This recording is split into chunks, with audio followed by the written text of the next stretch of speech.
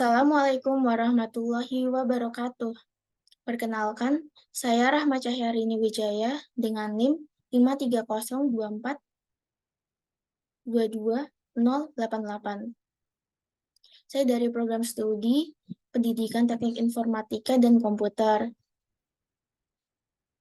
Nah, di sini saya akan mempresentasikan hasil proyek dari mata kuliah pemrograman berorientasi pada objek.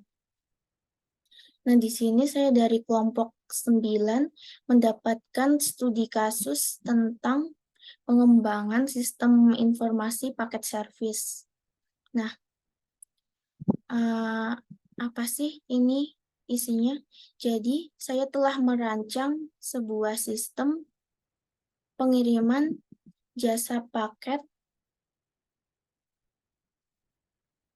seperti pada umumnya ada JNE, JNT, si cepat, dan sebagainya. Nah, berikut adalah skenario-nya sudah, kemudian lanjut untuk kelas diagramnya. Nah, di sini kami telah merancang sebuah kelas diagram yang mencakup apa saja yang akan nantinya akan kita masukkan dalam source code-nya. Sebelum itu kami membuat kelas diagramnya terlebih dahulu. Nah, bisa dilihat berikut adalah hubungan kelas diagramnya. Nah, di sini kami bagi menjadi 3 pembahasan. Untuk yang pertama, pembahasan tentang kantor cabang yang saya jelaskan sendiri. Kemudian yang kedua, penjelasan tentang pengirimannya yang telah dijelaskan oleh teman saya Farid. Kemudian yang ketiga, untuk laporannya telah dijelaskan oleh teman saya Cantika. Nah, untuk saya sendiri di sini mendapatkan 2 kelas, yakni perusahaan pengiriman dan kantor cabang. Tapi di sini saya nantinya akan sedikit bersangkut pautan dengan pengiriman paketnya itu sendiri. Jadi saya akan menjelaskan tentang kantor cabang dan menyinggung tentang pengirimannya juga. Bisa dilihat untuk kelas perusahaan pengiriman ada isinya atribut-atribut seperti ini. Kemudian yang kantor cabang ada atribut-atributnya seperti ini. Nah, untuk itu karena sudah dibagi, saya membuat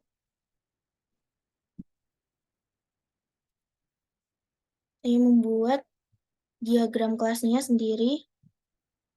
Sebentar.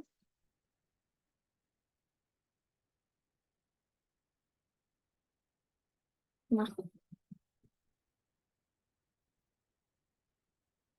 berikut adalah kelas diagram terkhusus untuk kantor cabang yang menyinggung pengirimannya juga sekalian.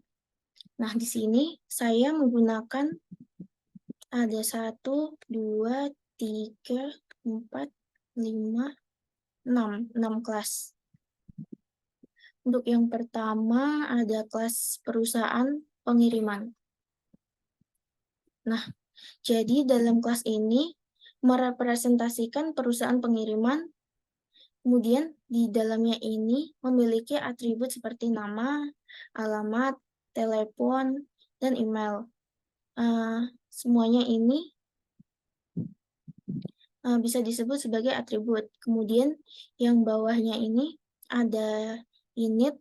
Jadi init ini digunakan untuk menginisialisasikan atribut-atribut yang telah dicantumkan di atas tadi.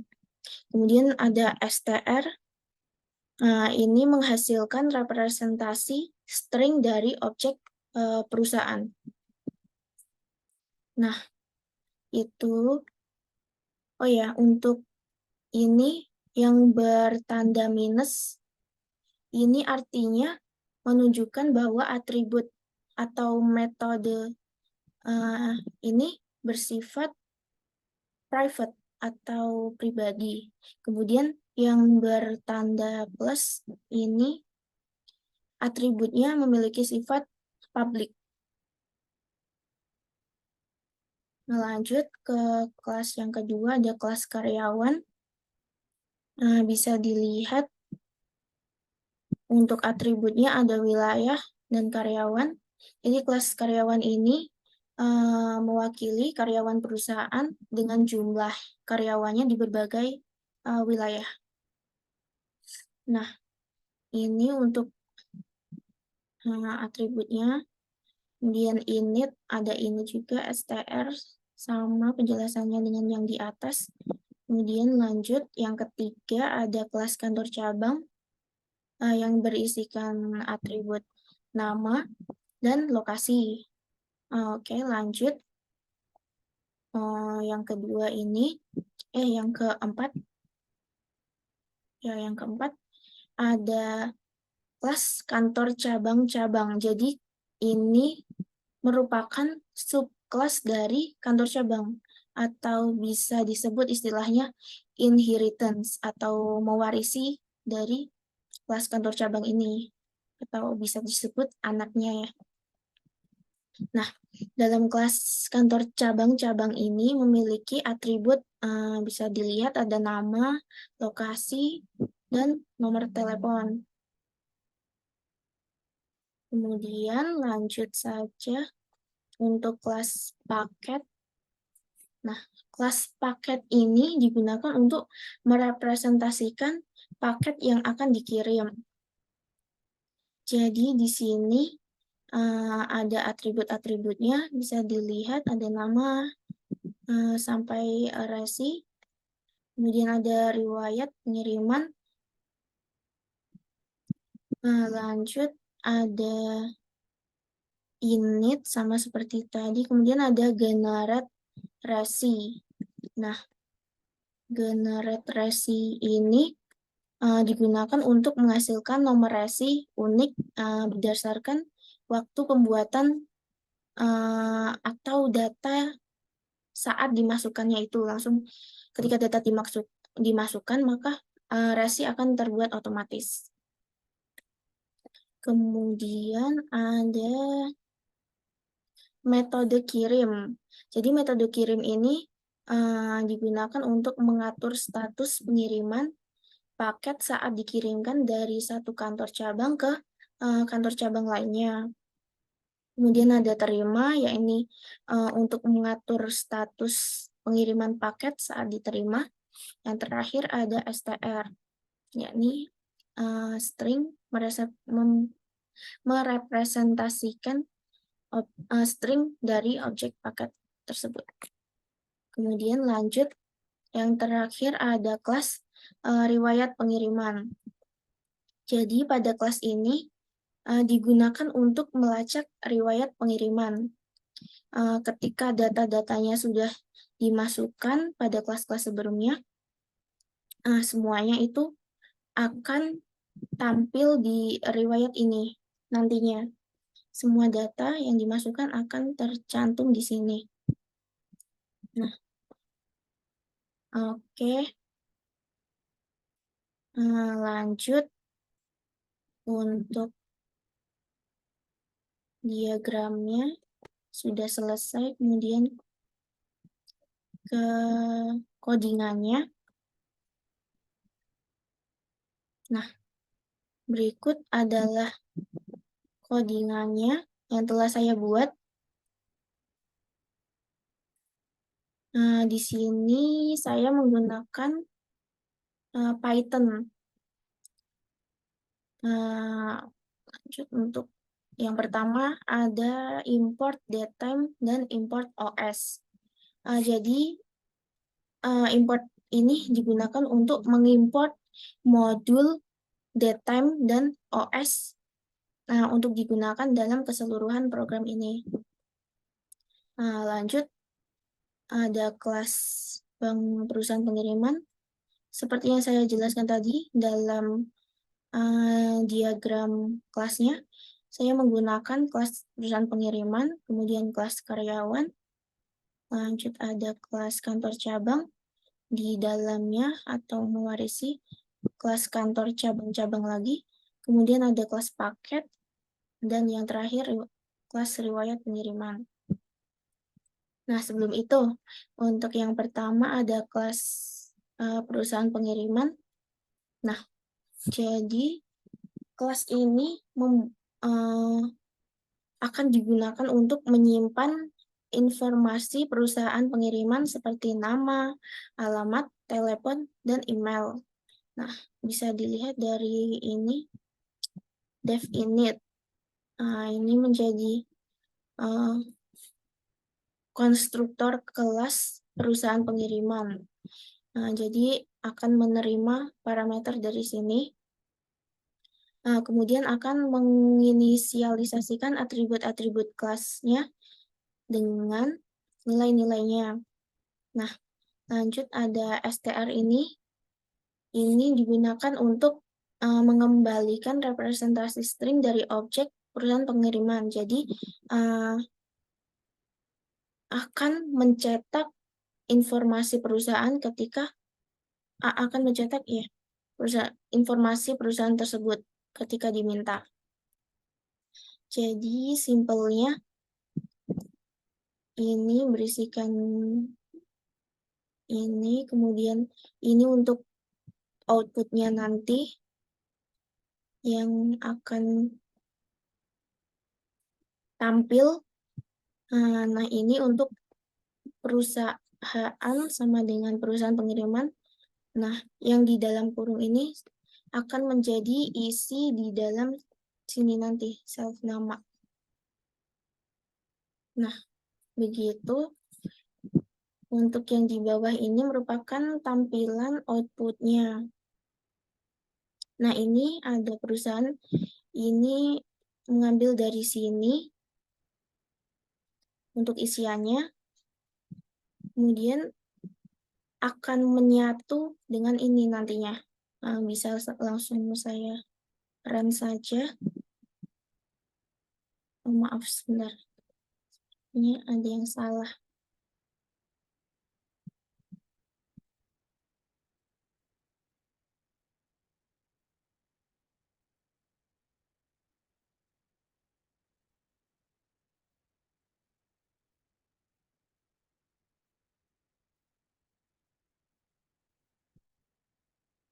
Nah, ini jadi seperti ini ya. Selamat datang di kurir Flash. Nah, ini saya menamakan perusahaannya dengan nama kurir Flash. Nah, ini outputnya seperti ini. Yang perusahaan tadi akan menampilkan nama perusahaan dari sini. Kemudian isiannya dari sini. Kurir Flash, Jalan Kedawung, Patemon, Kudus, dan sebagainya bisa dilihat sendiri. Nah, itu kemudian masuk ke kelas karyawan, sama penjelasannya ya seperti yang sebelumnya. Jadi ini akan mendefinisikan apa saja yang akan diminta atributnya. Kemudian di sini akan mengambil data dari sini. Dan ini untuk isiannya nanti yang akan ditampilkan saat data diminta. Jadi bisa langsung dicoba. Kita hapus dulu. Di run.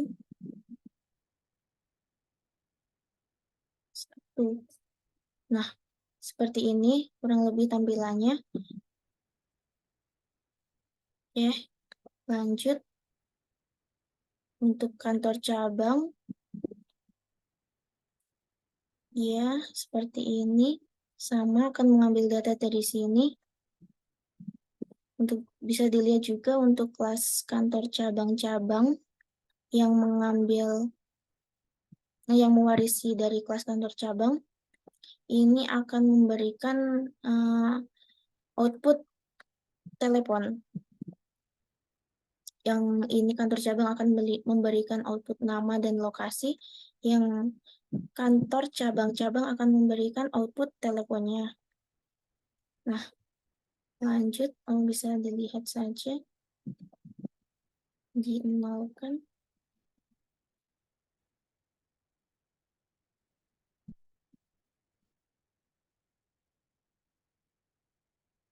Nah, ini jadi pencet kantor cabang yang dimasukkan terlebih dahulu untuk namanya, misal Kurir Flash CKT. Flash CKT untuk namanya, kemudian lokasinya Jakarta. Untuk teleponnya 021 1111. Nah, data pertama berhasil ditambahkan. Untuk melihatnya, seperti itu, bisa dilihat di 3 kantor cabang. Nah, data sudah tertambahkan.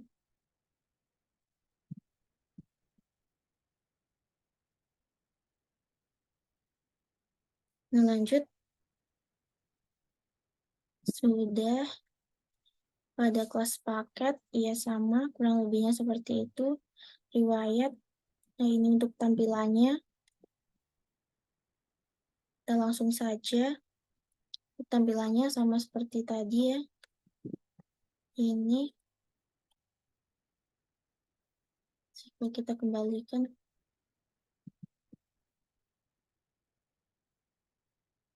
Nah, ini menampilkan opsi-opsi. Ini ada 1M 0-033. Ini untuk memberikan efek bold di sini. Nah, langsung saja. Lanjut, untuk semuanya seperti ini. Dan untuk hasilnya, kita coba saja langsung untuk menghemat waktu. Aduh, apa sering error ya.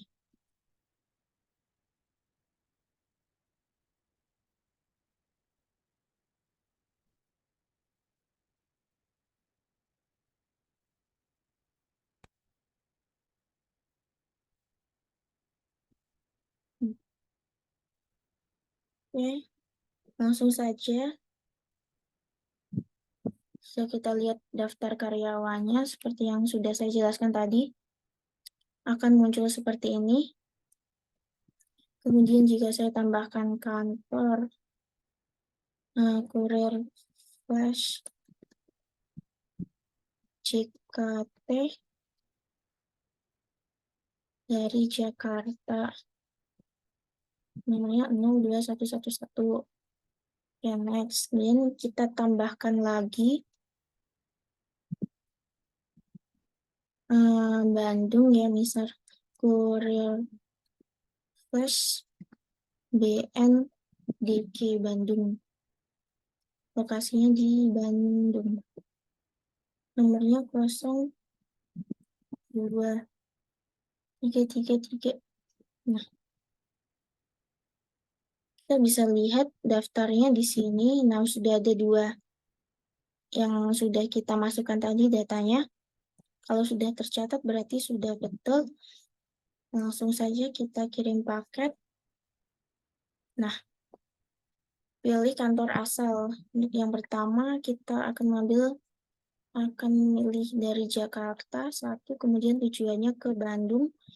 Nama pengirimnya misal siapa ya? Nano. Kemudian nomor teleponnya 081 999.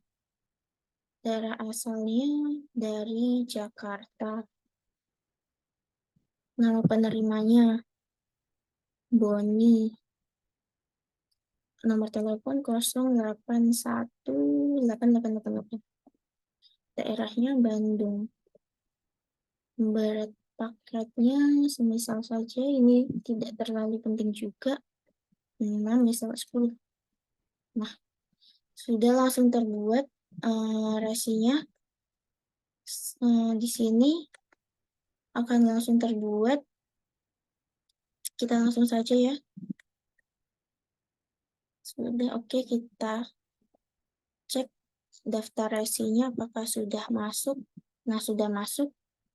Kemudian untuk mengecek riwayatnya, kita pilih opsi ke-6. Nah, ada daftar resi tadi yang sudah kita masukkan, kita pilih nomor 1. Nah, akan muncul seperti ini status pengirimannya. Ya, berikut bisa dilihat ada resi, status, nama asal, dan tujuan. Status pengirimannya dilihat dari sini. Nah, ini untuk resinya mana sudah. Jadi seperti itu saja, kita selesai. Nah, untuk konsep OOP-nya yang berada di dalam codingan ini.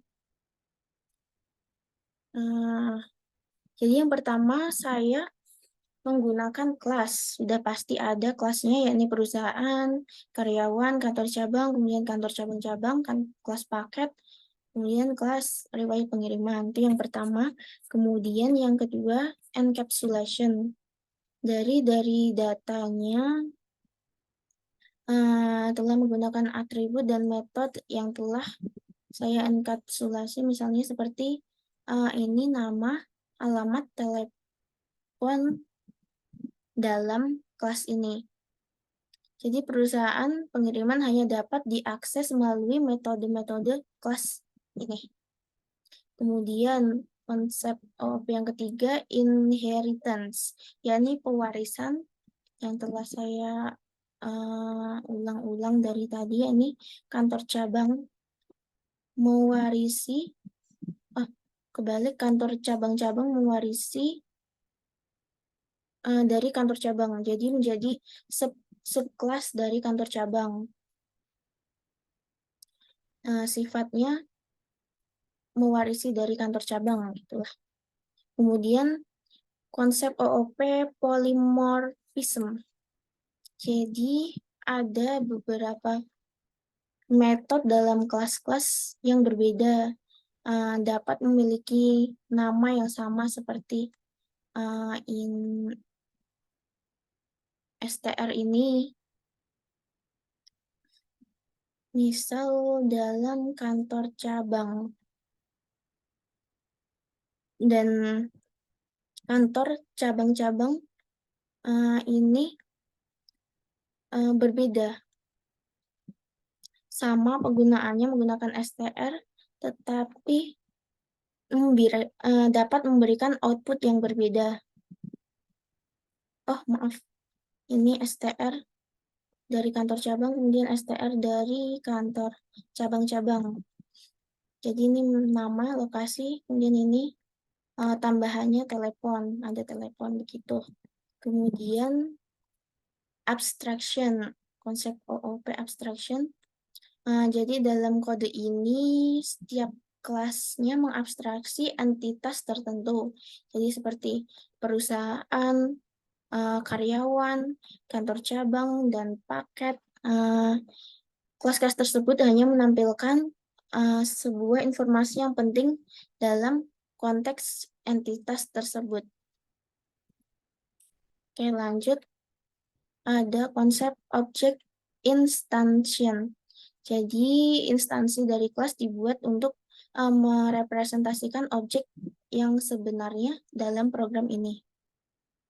Nah, contohnya ada instansi perusahaan. Karyawan pusat. Sebentar. Karyawan pusat. Nah, bisa dilihat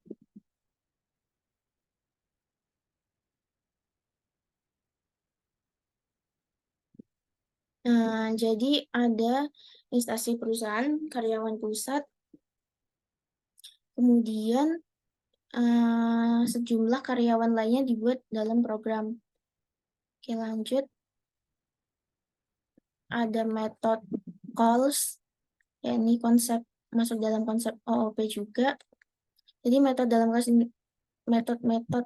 ini dipanggil untuk melakukan operasi tertentu, misalnya seperti metode kirim dipanggil pada objek paket untuk mengatur riwayat paket tersebut.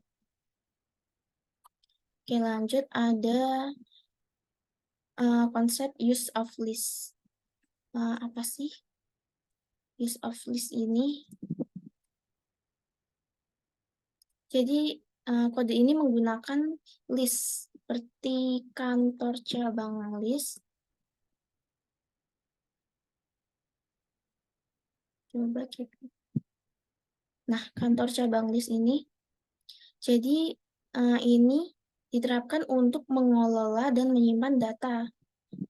Ketika sudah diinputkan, data dari kantor cabang itu akan pada daftar kantor cabang akan menampung data itu dan menampilkan seperti list.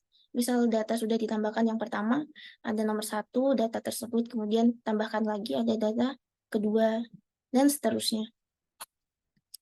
Oke, lanjut ada konsep OOP, current date and time handling. Jadi, dari seluruh kode ini, saya telah menggunakan modul datetime untuk masalah tanggal dan waktu saat pembuatan resi dan pengiriman paketnya. Oke, mungkin konsep OOP-nya sudah ada dalam kode saya ini seluruhnya, meskipun ada yang mungkin kurang lengkap, tidak semuanya, tapi untuk yang diwajibkan sudah tercantum semua. Mungkin itu saja dari saya, kurang lebihnya mohon dimaafkan. Terima kasih. Wassalamualaikum warahmatullahi wabarakatuh.